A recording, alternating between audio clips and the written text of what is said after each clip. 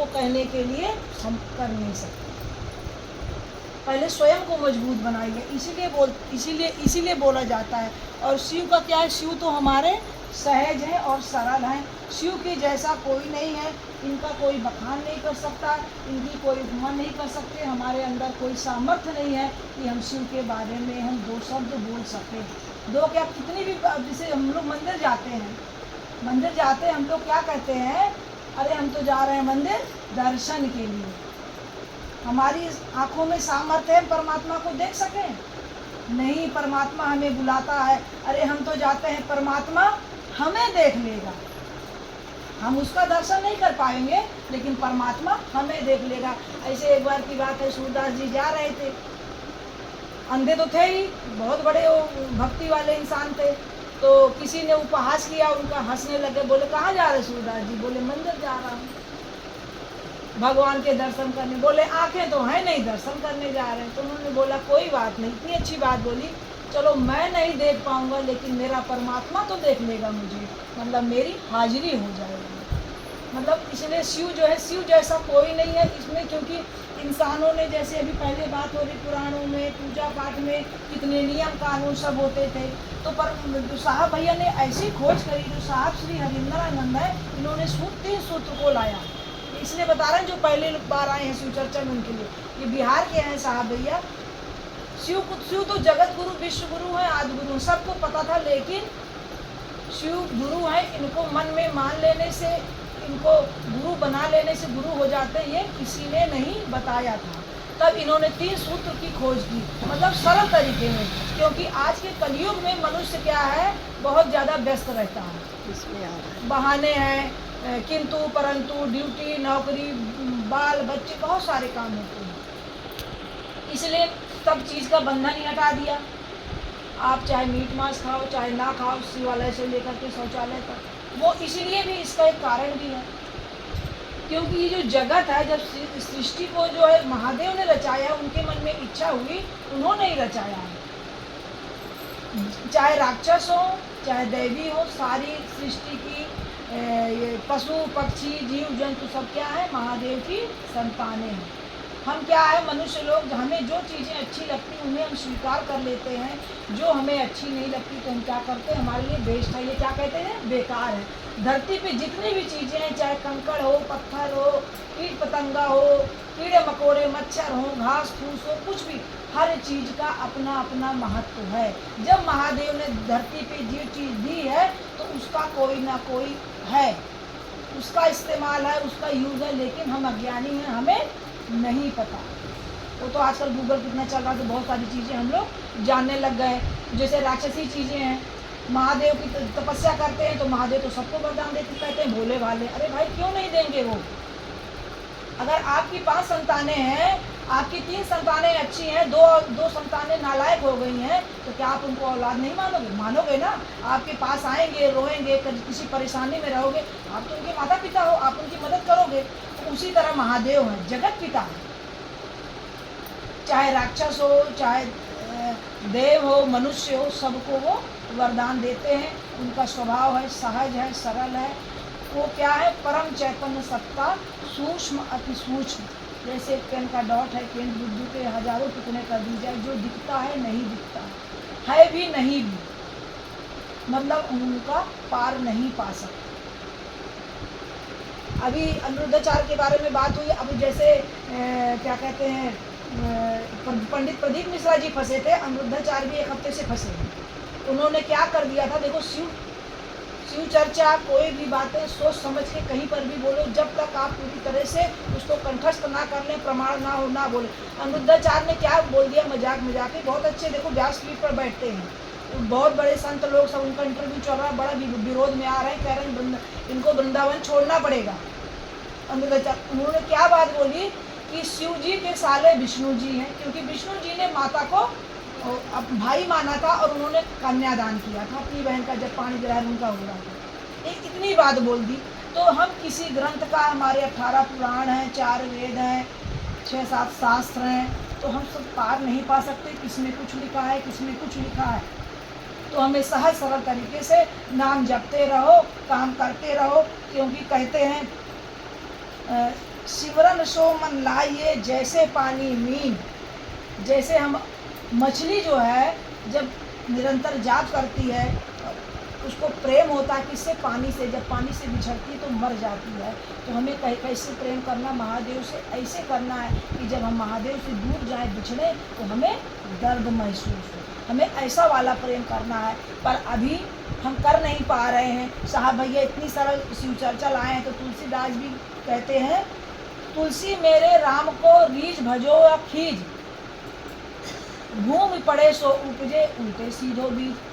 कोई भी खेत में हम गेहूं है, कुछ भी हम बो देते हैं, उल्टा सीधा उपजता है ना। तो कहते हैं परमात्मा का नाम चाहे उल्टा ले लो चाहे सीधा ले लो, भाव देना है उनको बस। तो क्या है, परमात्मा हमारी सुनता है। वो उगता ही है, थोड़ा टेढ़ा मेढ़ा होगा, कहते हैं घी का लड्डू टेढ़ा मेढ़ा, कहावत है ना। तो इसीलिए उनको करना चाहिए। शिव की हम सब संतानें हैं। कहते हैं गुरु समरथ सर्वज्ञ शिव, सकल कला गुण धाम, योग ज्ञान वैराग्य नित प्रणत कल्पतरु नाम। ये शिव के लिए कहा गया है। ये शिव पुराण में भी है, आओ चले शिव की ओर में भी लिखा गया है, ये साहब भैया ने लिखा है। मतलब ये शिव के बारे में कहा गया, शिव ही एक ऐसे हैं, समर्थ हैं, सर्वज्ञ हैं, सभी कला गुणों और सब चीज़ के निधान है, भंडार हैं। उनके जैसा कोई नहीं है, और उनका नाम शरणागतों में कल्प वृक्ष के समान है। कल्प वृक्ष समुद्र मंथन से निकला हुआ वृक्ष था, बट वृक्ष था, जिसको महादेव कैलाश पर जा करके करते थे, तपस्या करते थे, राम राम बोलते थे या शिव शिव जो भी बोलते थे। क्योंकि जितनी भी चीज़ें धरती पर हैं वो सब क्या है, नश्वर हैं। लेकिन वो कल्प वृक्ष के पत्ते कभी सूखते नहीं थे, कभी झड़ते नहीं थे, वो सदैव हरा रहता था। किससे? महादेव के तप से। हिमालय है, हिमालय में कितने वैज्ञानिक लोग खोज कर लिए, यहाँ चले जाओ, सब साइंटिस्ट हार गया, कोई ही नहीं। हिमालय पे कदम रखते इंसान के प्राण क्यों सूख जाते हैं, सांसें क्यों रुक जाती है? क्योंकि हम शरीर में हैं, हम शरीर में हम जा नहीं सकते। जो बिना शरीर वाले, जो पवित्र आत्मा है, वही जा सकती है। क्योंकि अदृश्य रूप में वहाँ बहुत सारी चीज़ें रहती हैं। जब हम अगर जाने की कोशिश करते हैं तो वो क्या करती है, हमें रोकती हैं, और हमें पता नहीं चलता। हम कहते हैं हमारी धड़कन रुक गई, ये हो गया, वो हो गया। आज तक कोई कैलाश पे जा पाए? क्यों? महादेव आज भी वहाँ पर विराजमान है, आज भी रहते हैं, क्योंकि वो उनका स्थान है। उसमें बहुत बड़ा राज है। कितना नासा वासा खूब खोज कर लिया, कोई नहीं जा पाया। इसलिए परम ब्रह्म परम ईश्वर कौन है? हमारे देव के देव महादेव हैं। इन्हें 108 की संख्या भी दी जाती है। एक मतलब परम ब्रह्म परम ईश्वर, जो परमात्मा एक है, जो क्या है, अंदर और बाहर से एक है। हम कैसे हैं? हम एक जैसे हैं। महादेव एक जैसे, उनको सुख आए दुख आए, धरती पे गर्मी बरसात कुछ आए, उन्हें कुछ फर्क पड़ता है? उन्हें कोई फर्क नहीं पड़ता। हमें फर्क पड़ता, हमें दुख महसूस होता है, हमें सुख महसूस होता है, हमें पीड़ा महसूस होती है। हमारे हजारों गुण हैं, हजारों कलाएं हैं, हम कितनी नौटंकी करते हैं, कितने बहानेबाजी करते हैं। तो हम क्या है? तो ईश्वर जो एक है अंदर बाहर से, वो कौन है? देवों के देव महादेव। उनके जैसा कोई नहीं है, ना कृष्ण है ना माता है, कोई नहीं। क्योंकि सबने कभी ना कभी झूठ बोला है जन कल्याण के लिए। लेकिन महादेव ऐसे हैं जो कहते हैं शिव ही सत्य है, सत्य ही शिव है, और शिव ही सुंदर है। सत्यम शिवम सुंदरम। सिर्फ महादेव के लिए कहा गया है, देवों के देव महादेव, इन्हीं के आगे महा लगा है, किसी और देवों के आगे नहीं लगा है। और जो शून्य होता है 108 में, शून्य क्या है? निर्विकार। निर्विकार मतलब जब सृष्टि की संरचना नहीं हुई थी, महादेव में हलचल जगी की सृष्टि की संरचना करनी है, तो शून्य। हम क्या करते हैं? परमात्मा के सामने जब आरती करते हैं तो हे परमात्मा, हम आपके आगे शून्य है, इसलिए हम गोल गोल आरती करते हैं। आठ तत्व में क्या है? 5 तत्व और 3 गुण। 5 तत्व में भगवान आते हैं, धामीश भूमि, दामीश गगन, नामीश नीर, वामीश वायु, है भगवान, हो गया सारा।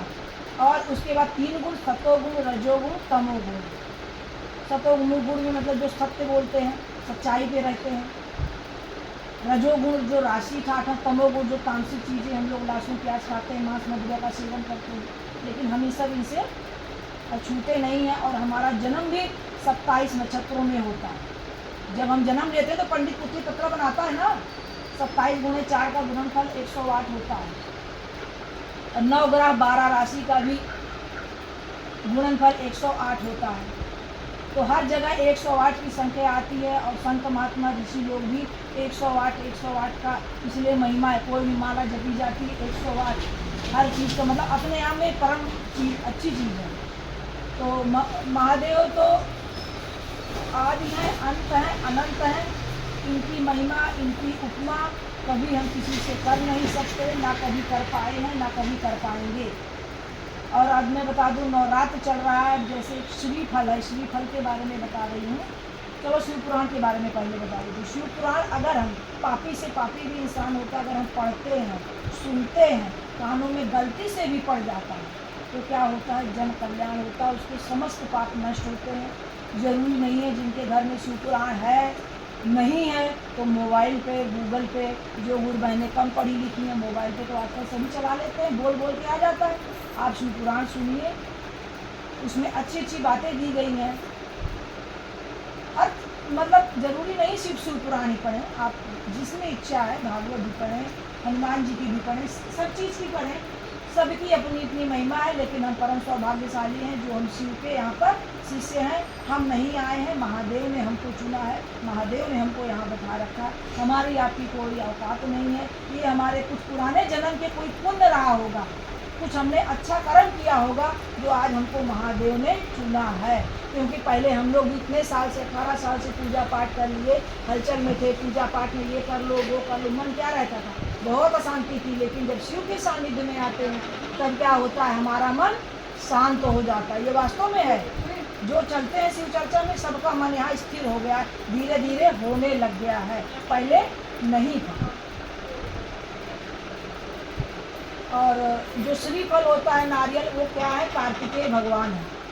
जो हम लोग घट स्थापना करते हैं वो कार्तिकेय भगवान है, उनको स्कंद देवता भी कहते हैं। इसकी एक छोटी सी कथा है। एक राजा थे, वो बहुत तपस्वी थे, बड़े ज्ञानी भी थे। तो बोले कि खूब तपस्या करते थे वो, उन्होंने खूब तपस्या करी शिव जी की और विष्णु जी की करी। तो बोले कि लोग जीते जीते बैकुंठ जाते हैं, विष्णु जी की करी, मैं लोग मर के बैकुंठ जाते हैं, मैं जीते जी जाऊँगा।